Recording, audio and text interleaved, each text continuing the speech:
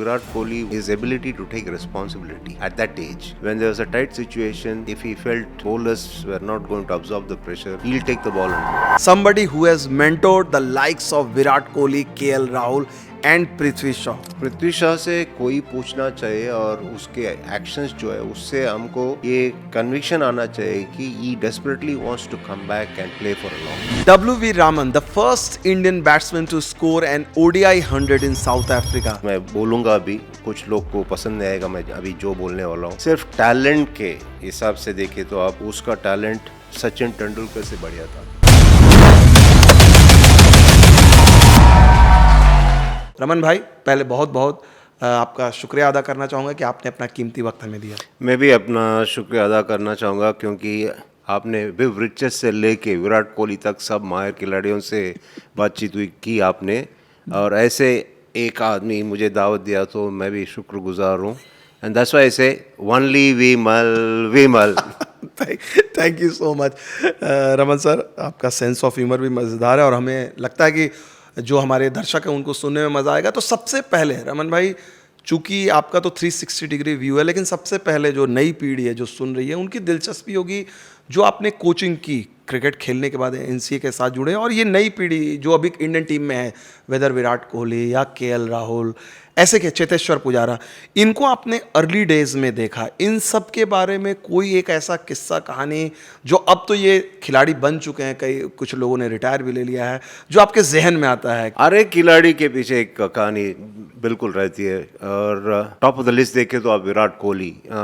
मैं 2008 में India under 19 team के कोच बन के गया था और विराट कोहली कप्तान थे उस टीम का. जिस साल उन्होंने वर्ल्ड कप जीते अंडर 19, मगर मैं वर्ल्ड कप का कोच नहीं था. तो साउथ अफ्रीका दौर पर 15 दिन थे हम और एक ट्राई सीरीज खेले थे. तो जब भी एक टूर होती है वापस आते हैं हम लोग, कोचेस एक रिपोर्ट लिखते हैं. तो उस रिपोर्ट में मैंने बताया था कि विराट कोहली मुझे तो लगता है कि लंबे रेस का घोड़ा बनेंगे, और जब ट्रांजिशन हो जाएगी इनकी सीनियर क्रिकेट में, भारत के लिए जरूर खेलेंगे और शायद कप्तानी भी करेंगे. इत्तेफाक से क्या हो गया था, उस दौर पे विराट कोहली ज्यादा रन्स नहीं किए. तो ये रिपोर्ट पढ़ने के बाद एक ऑफिशियल ने मुझे फोन करके पूछे, अरे डब्ल्यूवी 15 दिन में इतना क्या देख लिया तूने विराट कोहली के क्रिकेट में? मैं बोला जिसको जो देखना आता है 15 मिनट काफ़ी है, आप छोड़िए, इसके बारे में बात नहीं करेंगे हम. शायद हम रहेंगे और 5 साल के बाद देखेंगे क्या होता है. तो 3 साल के बाद या 4 साल के बाद विराट कोहली सेलेक्ट हो गए इंडियन टीम के लिए. वही ऑफिशियल मुझे फ़ोन करके बताए, आपने जो बोला सही निकला है. मैं बोला आधा ही निकला है अभी तक और आधा बाकी है. तो ऐसे हर खिलाड़ी के पीछे एक इंसिडेंट ऐसा हो जाता है, क्योंकि जब उनको देखते हैं ना, कभी कभी आपको लगता है कुछ प्लेयर्स को देखने से ये लगता है कि ये निकलेगा. So what was so special, जो अर्ली इंप्रेशन की जो आप बात कर रहे हैं, which caught your eyes? Virat Kohli देखे तो सिर्फ मैं ऐसा नहीं कि सिर्फ नंबर्स का आदमी हूँ, मैं नंबर्स ज़्यादा ध्यान नहीं देता हूँ. नंबर्स भी देखना पड़ेगा कभी कभी, but what I was impressed about Virat Kohli was his ability to take responsibility at that age.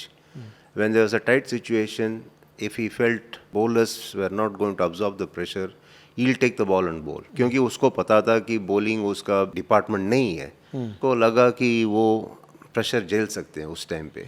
तो he used to take the ball and bowl. That's not his main department. And एक बार ऐसा हुआ कि हम ट्राई सीरीज के finals खेल रहे थे and we are chasing a big score.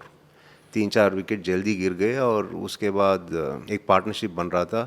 मैंने पूछा कि क्या होने वाला है अभी?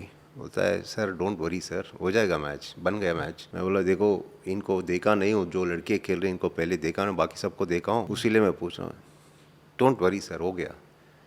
तो उतना वो उस उम्र में उतना मैच्योरिटी और उतना मोटिवेट करना और उतना रिस्पॉन्सिबिलिटी लेना मुझे तो बहुत अच्छा भी लगा और अलग भी दिखा मुझे. तो उस टाइम आपने उनको देखा, ऑब्जर्व किया, उसके बाद आपने उनको obviously one of the legends of the game बनते देखा. इस दौरान में किसी अलग फेज में उनसे आपका फिर से इंटरेक्शन हुआ, वो पुरानी बातों को याद किया, या बाद में भी कभी ऐसा मौका रहा, क्या वो बदले या किस तरह का रहा आपके साथ? नहीं, बिल्कुल जैसे था अंडर 19 डेज में वैसे ही रहे विराट कोहली. एटलीस्ट कम से कम मेरे साथ जब बात करते थे. बाकी लोग से क्या हुआ कैसा हुआ वो उसके बारे में बात नहीं कर सकता हूँ. मेरे से ठीक ठाक थे हमेशा, और जब भी हम मिलते थे बहुत बढ़िया बात करते थे और उनका तमीज़ भी बहुत बढ़िया है, तो वो सब नहीं छोड़े उनको। क्योंकि कभी कभी क्या होता है, या तो एक क्रिकेटर बदल जाता है या तो आपकी परसेप्शन बदल जाता है। अगर एक क्रिकेटर लेजेंड बन गया तो इसमें कोई बदलाव नहीं आया दोनों में। मेरा परसेप्शन में नहीं बदलाव नहीं आया और उसके जो भी बर्ताव था उसमें भी बदलाव नहीं आया, तो that way is remain the same. इसके अलावा कुछ और खिलाड़ी जैसे विराट के अलावा चाहे पुजारा हो, केएल हो, पृथ्वी शॉ हो, ऑल दीज जिनको आपने एनसीए में आपने काफी वक्त बिताया उनके फॉर्मेटिव ईयर्स में, उनके बारे में आपको स्पेशल कहानी जो आपको अब आप when you look back you feel अरे यार ये चीज था, ऐसी कोई बातें किससे? बहुत सारे क्रिकेटर्स मुझे मौका मिला बहुत सारे क्रिकेटर्स को हैंडल करने के लिए उनके शुरुआत में, और ऐसे ऐसे बताते हुए 2-3 घंटे निकल जाएंगे। मगर फिर भी ये है कि जब भी आप कोचिंग करते हो, जब भी आप इफ़ यू लुक बैक, आपको लगता है कि ओके किसी के ज़िंदगी में आपने कुछ बेनिफिट कंट्रीब्यूट किया, बेनिफिट हुआ आपकी वजह से, then you feel happy about it. एक चीज़ जैसे आपने विराट का एग्जाम्पल दिया कि चलो टैलेंट है और वो खेल जाता है, मौके मिलते हैं खेल जाता है, लेकिन रमन सर आपने भी देखा होगा प्लेइंग डेज से लेके बाकी में टैलेंट, सिर्फ टैलेंट से काफ़ी कुछ नहीं होता। बहुत सारे खिलाड़ी आपने देखा, कोई ऐसा खिलाड़ी नाम आपको याद आता है कि जो बहुत टैलेंटेड आपको दिखा हुआ, लोगों ने इसके बारे में बात की हो और वो इंडिया नहीं खेल पाया? बिल्कुल। मुझे तो टॉप ऑफ द लिस्ट याद आएगा एम सेंथिलनाथन। 80s में, मिड 80s में अंडर-19 के कैप्टन रहे, इंडिया अंडर-19 के, और बहुत बढ़िया प्रदर्शन दिए ऑस्ट्रेलिया में। और सिर्फ टैलेंट आप लेंगे तो मैं ये बता सकता हूँ कि मैं बोलूँगा भी, कुछ लोग को पसंद नहीं आएगा मैं अभी जो बोलने वाला हूँ। सिर्फ टैलेंट के हिसाब से देखे तो आप उसका टैलेंट सचिन तेंदुलकर से बढ़िया था। और मुझे याद है उस ज़माने में अगर टाइम्स ऑफ इंडिया में लीड आर्टिकल आने के लिए कुछ ना कुछ अचीवमेंट होना चाहिए क्रिकेटर फील्ड पे, नहीं तो नहीं आता था। सो जब ख़त्म करके आए इंडिया अंडर-19, उनका वर्ल्ड कप था या टूर था, कुछ था, कैंपेन करके आ गए वापस, सेंथिलनाथन का लीड आर्टिकल आया और टाइम्स ऑफ इंडिया में, और उस टीम के कोच थे वासु परांजपे। हाँ, बड़े फेमस। और मुझे याद है उसके बाद उनका कैरियर जैसा जाना था वैसा नहीं गया। जब भी देखते थे वासु परांजपे सेंथिलनाथन को बताते थे God will not forgive you यार, बिकॉज उनको लगा कि Senthilnathan should have at least played 80 test matches. और आज भी आप जब भी इनसे मुलाकात होंगे, आपकी बिशप या लारा से मुलाकात होगी, आप पूछ लेना इसका नाम, ये नाम बताओ, उनका आंख ऐसे ही खिल जाते हैं। रिसेंटली मैंने बात किया बिशप के साथ, सेंथिलनाथन के बारे में पूछा कि याद है, बोलता है कैसा भूलूंगा उसको, बिना हेलमेट आम को इधर उधर बाउंसर मारे तो मार दे गए, ऐसा बैटिंग कभी नहीं देखा मैं उस लेवल पे कर। तो ये जो बात आपने बोली सेंथिलनाथन वाली, शायद बहुत सारे लोगों को पता नहीं होगा। अब तो खैर बाद में उन्होंने क्रिकेट करियर छोड़ने के बाद MRF पेस एकेडमी में उन्होंने काफ़ी काम किया और वो एक अलग कहानी है। लेकिन आप एज ए कोच देखो या एज ए प्लेयर भी कि जब कोई टैलेंटेड खिलाड़ी रहता है उसको वो मौके नहीं मिलते, वो खुद को कैसे संभालता है? जैसे सेंथिलनाथन का एक एग्जाम्पल दिया, लोग कहेंगे कि पृथ्वी शॉ, और इवन दो कि वो इंडिया के लिए खेल चुका है कुछ मैचेस, लोगों को लगता है कि यार कैसे यंग प्लेयर कैसे अपने आप को संभाले। मुश्किल है। अगर सबको लगता है कि एक नवयुवक खिलाड़ी को बहुत चांसेस है ज़्यादा क्रिकेट खेलने में और लगता है टैलेंट भी है, अगर वो किसी कारण की वजह से अगर वो नहीं मिलता है, जितना खेलना है उतना अपॉर्चुनिटीज़ नहीं मिलता है, तो मुश्किल होता है, तो डेफिनेटली टफ थिंग। मगर क्या करें, जैसा अभी आप सेंथिल के बारे में पूछे, उनको एक टाइम के बाद लगा कि चलो मेरा गाड़ी छूट गई है, अभी उसके पीछे भाग के पकड़ नहीं सकते। मगर पृथ्वी शॉ की नाम लिया आपने, पृथ्वी शॉ का केस ऐसा नहीं है, अब भी उनके पास टाइम है वापस आने के लिए। तो ये डिपेंड करता है कैरियर में किस फेस में है प्लेयर। अगर ख़त्म कर दिए क्रिकेट, ख़त्म कर दिए और आप तो रिटायर हो गए, वो अलग बात होती है।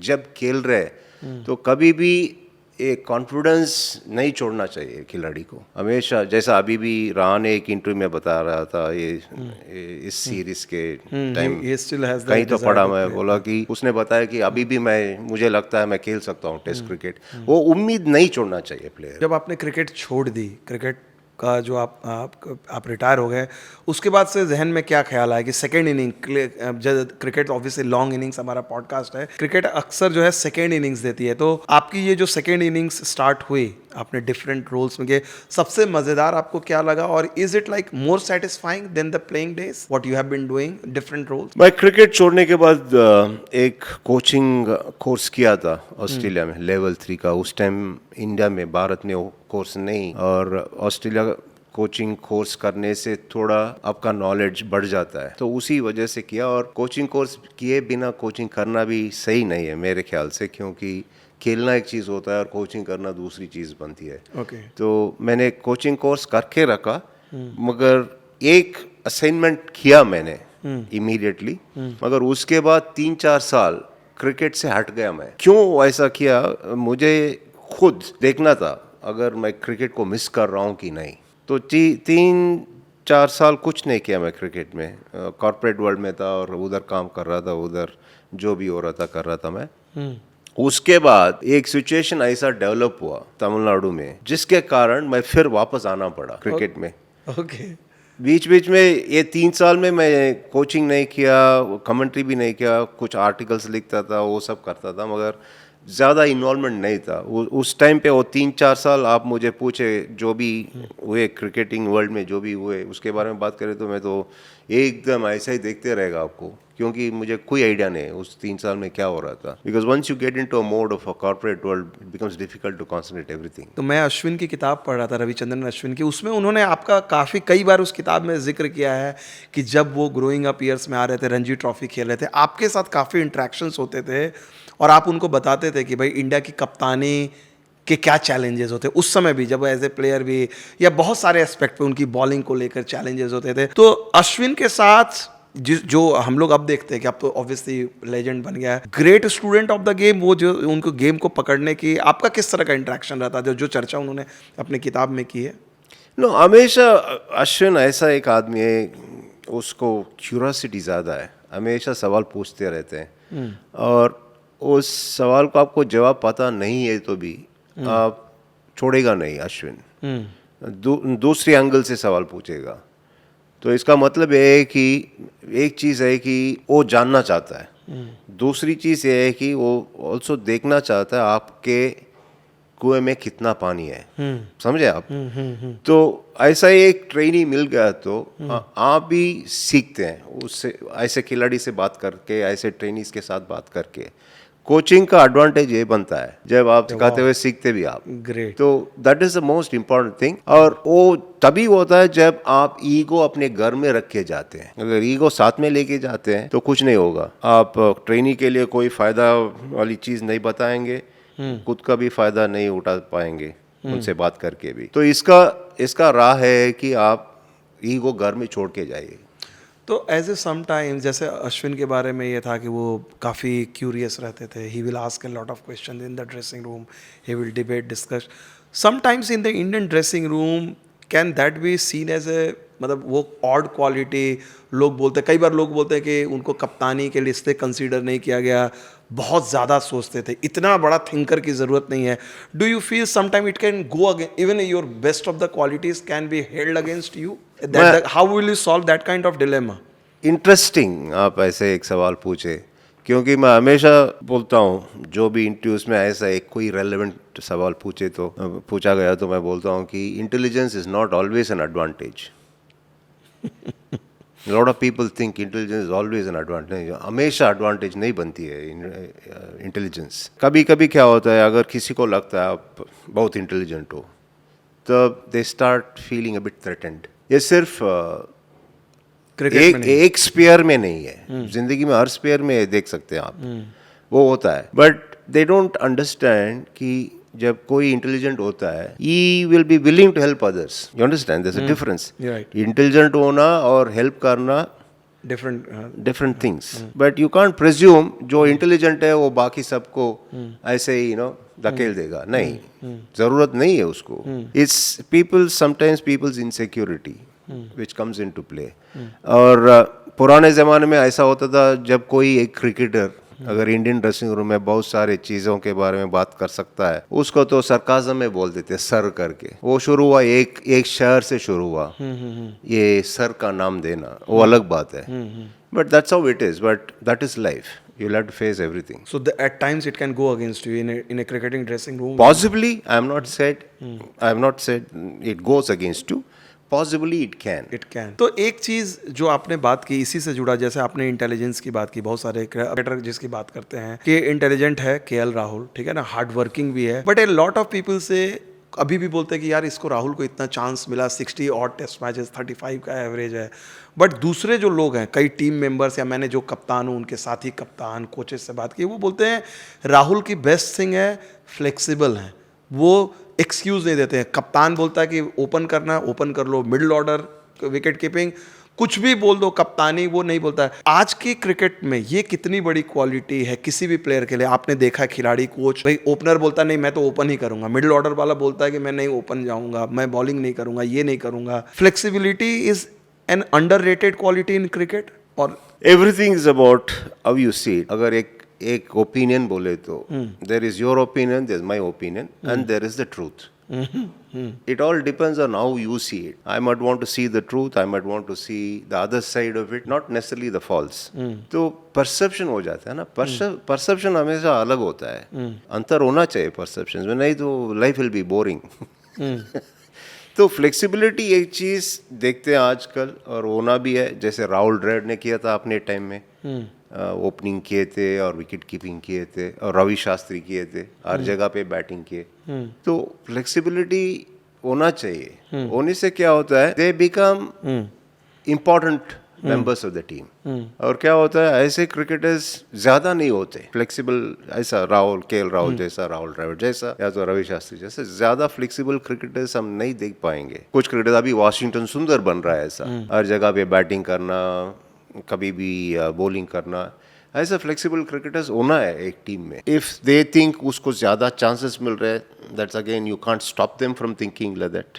And there is a reason for him getting chances, and he is delivering also. तो we will always have different views. A cricket ऐसा एक खेल होता है, हमेशा हर तरह की ओपिनियंस उसके बारे में बात कर सकते हैं क्रिकेट के बारे में. ऐसा कोई खेल नहीं है मेरे हिसाब से.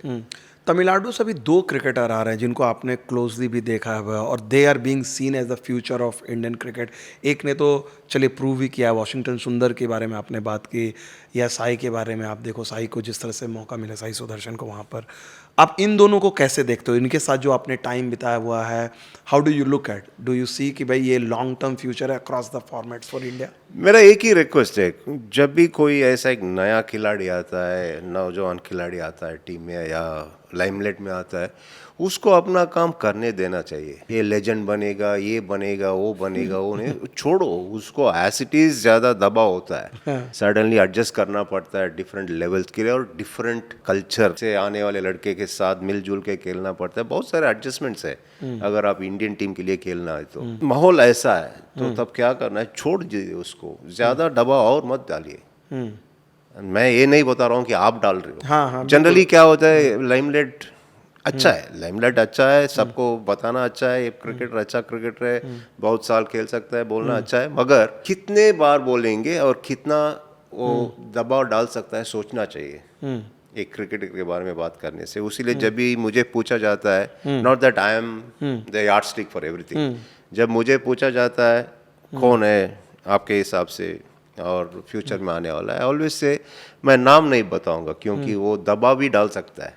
जितना फायदा हो सकता है उतना नुकसान भी पहुंच सकता है वो. ये बात आपने बोली, इसी से मैं टच अप ऑन करना चाहता हूँ. कई बार ये प्रेशर ऑफ एक्सपेक्टेशन, जब कोई नया खिलाड़ी आता है, चूंकि उस खिलाड़ी की मैं बात इसलिए कर रहा हूँ, पृथ्वी शॉ जिसके साथ आपने एज ए फॉर्मेटिव ईयर्स में उनके साथ भी वक्त बिताया, इंडिया के लिए खेले, लोगों को लगा कि बहुत प्रॉमिसिंग टैलेंट है, मुंबई से आ रहा है, बहुत अच्छा कर रहा है, then he lost his way for several reasons. आज पृथ्वी शॉ जहाँ पर खड़े हैं as a coach, as a former player, चूंकि आपने अपने टाइम में बहुत लोगों को देखा रास्ते से भटकते हुए, आप उनको क्या सलाह दोगे? How you will handle Prithvi Shaw? Sometimes आज के वर्ल्ड में इतना ज़्यादा डिस्ट्रैक्शन है, सोशल मीडिया है, agent media, so many things. What will be your advice to someone like Prithvi Shaw who should not be lost to Indian cricket? अंग्रेजी में बोलते हैं self help is the best help. इसका मतलब ये है कि पृथ्वी शॉ के केस में फर्स्ट पृथ्वी शॉ से कोई पूछना चाहिए और उसके एक्शंस जो है उससे हमको ये कन्विक्शन आना चाहिए कि he desperately wants to come back and play for a long time.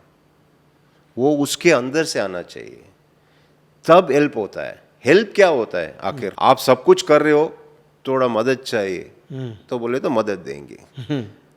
आप कुछ नहीं किए, मदद करो बोले तो कैसा मदद हो सकता है? नहीं हो सकता है ना। तो first what I mean by that is that Prithvi Shaw has to at least make others know. He will be wanting to play, come back and play again. But he must also convince others with his work ethics and with his attitude, with his training and stuff like that. He has to convince others that he wants to make a comeback and he wants to play long. He can do it. अभी भी कर सकता है क्योंकि he is not that old. And we seen him bat extraordinarily well top level cricket में। ऐसा नहीं कि वो बैटिंग नहीं कर सकते हैं, ऐसा नहीं कि फ्लॉप हो गए टीम में आते ही got off to great start. तो उसमें टैलेंट है, उसमें परफॉर्मेंस भी है और दिखाया भी कर सकते हैं इंटरनेशनल क्रिकेट में। तो अभी उसके लिए बेस्ट प्रॉवर्ब मैं बताऊंगा, self help is the best help. Okay, चलिए सेल्फ हेल्प की बात की, आपने हेल्प की विमेंस क्रिकेट को भी बड़ा प्रोमिनेंस, जिस समय आप टीम के साथ जुड़े, विमेन क्रिकेट के साथ इतना ज़्यादा ग्लैमर या अटेंशन नहीं होता था। How was your experience? आपने फील किया कि भाई डिस्पैरिटी है उनके अपॉर्चुनिटीज़ में, किस तरह का चैलेंजेस था? How was your overall experience compare to men's cricket और विमेंस क्रिकेट में? फैंटास्टिक एक्सपीरियंस, बिकॉज मैंने पहले वुमेंस टीम को कोच करने के लिए इसीलिए सोचा कि मुझे लगा कि उनको थोड़ा मदद चाहिए, जैसा हम बात कर रहे थे पृथ्वी शॉ के केस में। ये तभी लगा जब उन्होंने जाके वो ब्रिलियंट कैंपेन किए 2017 में। उस टाइम इत्तेफाक से मैं भी था उधर इंडिया अंडर 19 टीम के साथ। तो मुझे लगा कि ये लड़कियां इतना बढ़िया खेल रहे हैं, इतना टैलेंट है, उनको तो है मदद देना चाहिए। और अगर मुझे एक मौका मिलेगा तो मैंने बताया कि मैं दे दूंगा, मैं मदद करूंगा करके। तो ऐसा एक माहौल बन गया था, मैं कोच बन गया। मगर जो भी टाइम मैं बीता इंडियन महिलाओं के साथ, इट वाज फैंटास्टिक, क्योंकि उनका attitude is brilliant, talent is brilliant and उनका कोचेबिलिटी इज ईजी।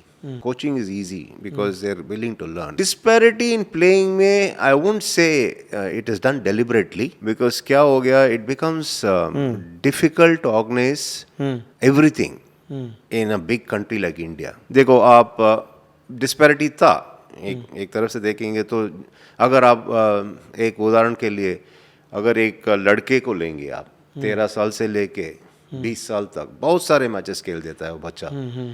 वही अपॉर्चुनिटीज एक लड़की को नहीं मिलती थी, क्योंकि वुमेन्स क्रिकेट ऑर्गेनाइज करना है तो you have to do it in a very organise manner. Safety होना चाहिए और नज़दीक होना चाहिए, बिकॉज लड़के के जैसा लड़कियां चल नहीं सकते इधर उधर, बहुत दूर नहीं जाके खेल सकते हैं। तो दैट वाज द रीज़न। और वही कारण से क्या होता था, टफ सिचुएशंस में महिलाओं की टीम हार जाती थी। ये एक्सपीरियंस नहीं थे उनके पास, जैसे लड़के के साथ होते हैं। 7 साल का डोमेस्टिक क्रिकेट खेल के और इंडिया ये जाने में, लड़कियों के क्रिकेट में क्या होता था, सही टाइम पे आप एक हफ्ते अच्छा परफॉर्मेंस दिए, सेलेक्ट कर देते इंटरनेशनल क्रिकेट के लिए। तो किधर है आप, उनका मौका किधर है? अनुभव से जो सीखते हैं वो सीखने को नहीं मिलता था। बट मुझे कभी भी शक नहीं था कि वुमेन्स क्रिकेट ऊपर चलते जाएगा, और वही हो रहा है। जब WPL आ गया, मैंने बताया अभी देखो भाई टेक ऑफ टाइम आ गया उनका, एंड वो भी हो रहा है अभी। आप देखिए नई नई लड़कियां आ गई है और बहुत बढ़िया परफॉर्मेंस भी दिया है इंग्लैंड में। अभी शुरुआत है, अभी ऐसा जैसा बोलते हैं ना, फिल्म बाकी है, अभी ट्रेलर है। अब आपको मैं ले जाता हूँ 90s किड। आप तो 90s किड नहीं है, 90s प्लेयर हैं। उस टीम में जब आप खेले, एक से एक खिलाड़ी आपके टीममेट्स, चाहे अनिल कुंबले हो, जयगल श्रीनाथ हो, सौरव गांगुली हो, रवि शास्त्री हो, क्या यादें हैं उस ड्रेसिंग रूम की? उस ड्रेसिंग रूम का अंदाज अब बदल गया इंडियन क्रिकेट। आप कैसे देखते हो? कुछ ऐसे हंसी अभी भी आप सोचते हो तो आपको हंसी आती है, या वो यादगार लम्हे? तभी क्या होता है, मिलजुल के रहना है और ज़्यादा इंटरेक्शन होते थे एक दूसरे के साथ। इसका कारण था कि उस टाइम पे उतना बीसीसीआई उतना कैश रिच नहीं था। तो क्या होता था, ट्विन शेयरिंग होता था जब भी हम बाहर जाते थे। तो you had to spend time with others और डिफरेंट रूममेट्स हो जाते थे। So there be a lot of incidents, lot of fun. और अलाउंसेस भी उतना नहीं थे। और उस टाइम पे वो मोबाइल फोन्स नहीं थे, टैबलेट नहीं थे, ओटीटी नहीं था और सैटेलाइट चैनल्स भी नहीं थे ज़्यादा जगह पे। तो you had to spend time with your teammates and that way it was great fun. अभी क्या होता है मुझे पता नहीं है, बट उस टाइम पे you had to find ways to see things, to learn things. तो हर एक चीज़ के लिए एक एक ग्रुप जाती थी। साइट सीइंग के लिए एक ग्रुप था, and then to go for movies और to buy things, shopping on group था। ऐसा बहुत सारे चीज़ के लिए बहुत सारे लोग थे। So it was great fun. तो एक घटना जो आप अभी भी प्लेइंग डेज से आपको भुलाए नहीं भूलती हो, कोई कैरेक्टर का एक ऐसा इंसिडेंट किसी भी टूर पे? उस टाइम पे थोड़ा मुझे नाराज करते थे दोनों, मगर अभी उसके बारे में सोच के कौन नाराज करते थे?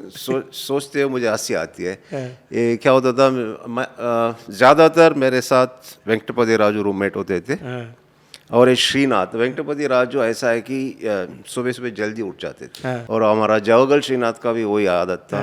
वो उठने के बाद तुरंत उसका रूममेट अगर सो रहे होते तो इधर आ जाते थे। मुझे सोना था, मैं उतना जल्दी उठता नहीं था, तो इन दोनों का हैदराबादी का हिंदी चलता था। श्रीधर और श्रीनाथ आएगा, क्या रे मामा कैसे हो, चाय पिलाओ मामा करके शुरू। तो एक दिन हो तो ठीक है, 2 दिन होते थे, हर एक दिन ऐसा चलता था। सोने नहीं देते थे। मगर उस टाइम मुझे कभी कभी मुझे गुस्सा आता था, मगर अभी उसके बारे में सोचने से हंसी आती है। आपने लैंग्वेज की बात की है रमन सर, तो इंडियन क्रिकेट में एक लैंग्वेज, ड्रेसिंग रूम की लैंग्वेज बाय एंड लार्ज हम लोग देखते हैं हिंदी में बात करते हैं। आप तमिलनाडु से आते हैं, लेकिन आप तमिल भी बोलते हैं, तमिल में भी कमेंट्री करते हैं, हिंदी भी, इंग्लिश भी, इवन तेलुगु भी। How much language as a cricketer को लिए कितना हेल्प, या इस चीज़ को आप क्या एडवाइस दोगे? क्योंकि अब डिफरेंट ड्रेसिंग रूम में खेलते हैं, चेन्नई का लड़का राजस्थान रॉयल्स में खेलता है, या फिर इंडियन ड्रेसिंग रूम में लैंग्वेज कई बार वो लगता है कि disadvantage, specially more so people coming from south India. उसको आप कैसे, क्या आपकी एडवाइस, आपके व्हाट्स योर एक्सपीरियंस? हिंदी जानना डेफिनेटली एडवांटेज होता है, क्योंकि ज़्यादातर देखें तो इंडियन ड्रेसिंग रूम में बातचीत हिंदी में होती है, तो इसमें डेफिनेटली एडवांटेज है। अगर आपको हिंदी बिल्कुल नहीं आता है तो मुश्किल हो जाता है। एक चीज़ ये होता है, आप पता नहीं चलता आपको क्या बातचीत हो रही है, दूसरी चीज़ आप क्या बात करेंगे दूसरों से, वो ब्रेकिंग द आइस बोलते हैं ना, वो ना मुश्किल होता है। तो उसके कारण हिंदी जानने से एक एडवांटेज है। And that's why you will see कितने क्रिकेटर्स आप देखें बाकी लैंग्वेजेस पिकअप करते हुए। साउथ में से क्रिकेटर्स हर जगह से देखो आप हिंदी पिकअप कर देते हैं। तो इट मोर और less it becomes a compulsion.